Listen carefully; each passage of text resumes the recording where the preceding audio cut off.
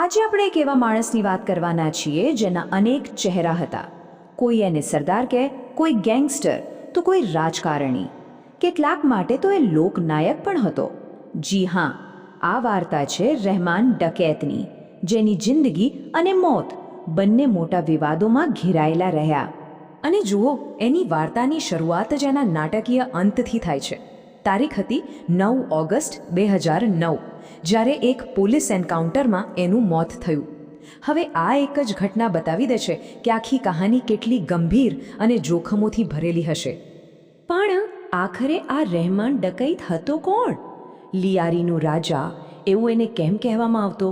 ચાલો આજના આ વિશ્લેષણમાં આપણે એના જીવનના પાના ઉથલાવીએ અને આ રહસ્યને ઉકેલવાની કોશિશ કરીએ.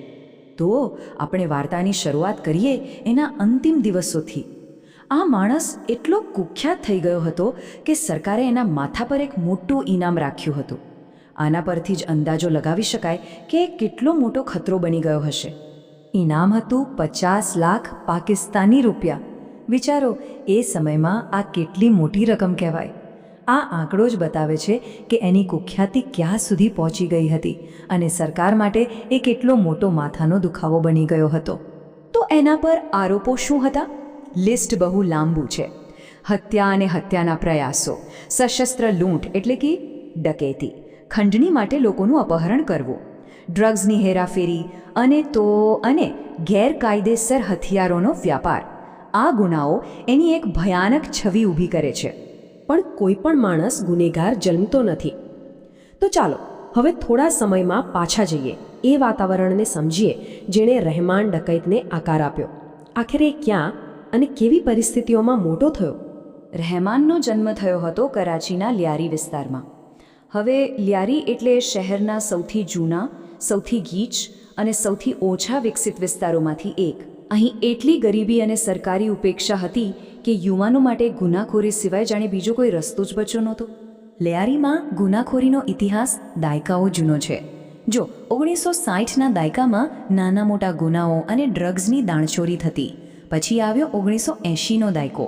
અફઘાન જેહાદના કારણે ગેરકાયદેસર હથિયારોનો પૂર આવ્યો અને એની સાથે હિંસા અને ખંડણી પણ વધી.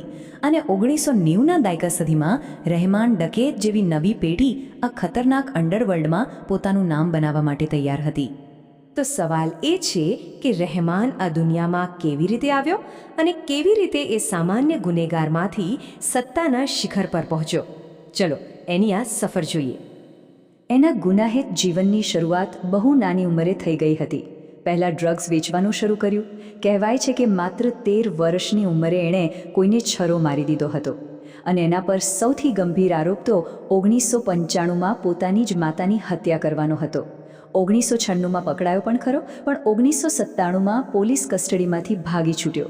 અને પછી તો એની હિંમત 7મા આસમાને પહોંચી ગઈ. એની કિસ્મત બદલાઈ 2001માં. આ એક નિર્ણાયક ક્ષણ હતી. લિયારીની સૌથી મોટી ગેંગ હતી લાલુ ગેંગ, અને એમાં ભંગાણ પડ્યું. એ 2 ભાગમાં વહેંચાઈ ગઈ. બસ આ જ તકનો ફાયદો ઉઠાવીને રહેમાને પોતાનું જૂથ બનાવ્યો અને પોતાનું સામ્રાજ્ય ઊભું કરવાનું શરૂ કરી દીધું.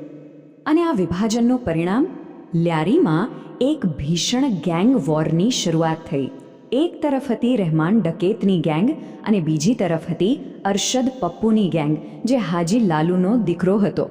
હવે લિયારી પર કબજા માટે આ બંને જૂથો એકબીજાના લોહીમાં તરસ્યા બની ગયા હતા. અહીંથી વાર્તા એક નવો વળાંક લે છે. રહેમાન હવે માત્ર એક ગેંગસ્ટર નહોતો રહ્યો.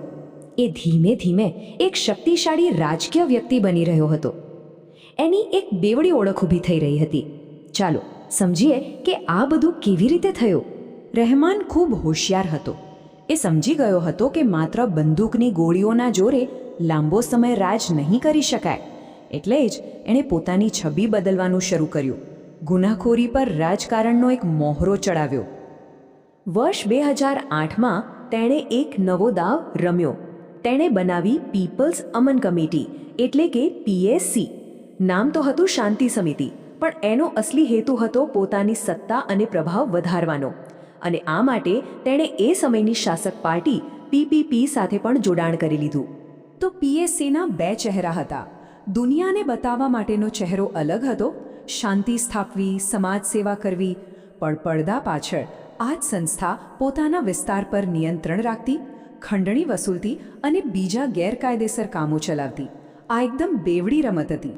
અને નવાઈની વાત એ છે કે એની આ રમત સફળ પણ રહી. એના આટલા ગુનાઓ છતાં લ્યારીના ઘણા ગરીબ લોકો એને એક રોબિન હુડ માનતા હતા, એક મસીહા જે અમીરો પાસેથી લૂંટીને ગરીબોની મદદ કરતો હતો. હવે ચાલો વાર્તા પાછી ત્યાં જ લઈ જઈએ જ્યાંથી આપણે શરૂઆત કરી હતી, એટલે કે એના મૃત્યુની ઘટના પર. એ અંતિમ રાત્રે ખરેખર શું થયું હતું? અને પછી આવી 9 ઓગસ્ટ 2009ની એ રાત. એસપી ચૌધરી અસલમની આગેવાનીમાં પોલીસે રહેમાન અને તેના સાથીઓને ચારે બાજુથી ઘેરી લીધા. મોડી રાત્રે ભીષણ ગોળીબાર શરૂ થયો, જે કલાકો સુધી ચાલ્યો, અને અંતે રહેમાન અને તેના સાથીઓ ગંભીર રીતે ઘાયલ થયા. તેમને હોસ્પિટલ લઈ જવામાં આવ્યા, પણ રસ્તામાં જ લ્યારીના આ રાજાનો અંત આવી ચૂક્યો હતો. પણ એના મૃત્યુ સાથે વાર્તા પૂરી નથી થતી. એના પછી લ્યારીમાં શું થયું અને કેમ આજે પણ લોકો એને લઈને 2 ભાગમાં વહેંચાયેલા છે? ચાલો એના આ જટિલ વારસાને સમજીએ. એની લોકપ્રિયતાનો અંદાજ એની અંતિમ યાત્રા પરથી લગાવી શકાય છે. કેટલા લોકો આવ્યા હશે? હજારોની સંખ્યામાં લોકો એને છેલ્લી વિદાય આપવા માટે ઉમટી પડ્યા હતા. વિચારો, એક ગેંગસ્ટર માટે આટલું મોટું જનસમર્થન. આ જ તો એના જટિલ વારસાનો સૌથી મોટો પુરાવો છે. તો એના મૃત્યુ પછી થયું શું? પહેલી વાત, લ્યારીના અંડરવર્લ્ડમાં એક પાવર વેક્યુમ એટલે કે સત્તાનું શૂન્યાવકાશ સર્જાયું.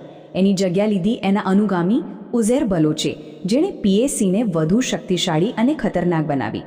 ઘણા લોકોએ રહેમાનના મૃત્યુને એક એક્સ્ટ્રા જ્યુડિશિયલ કિલિંગ એટલે કે ન્યાયિક હત્યા ગણાવી, અને એટલે જ વિવાદ આજે પણ ચાલુ છે.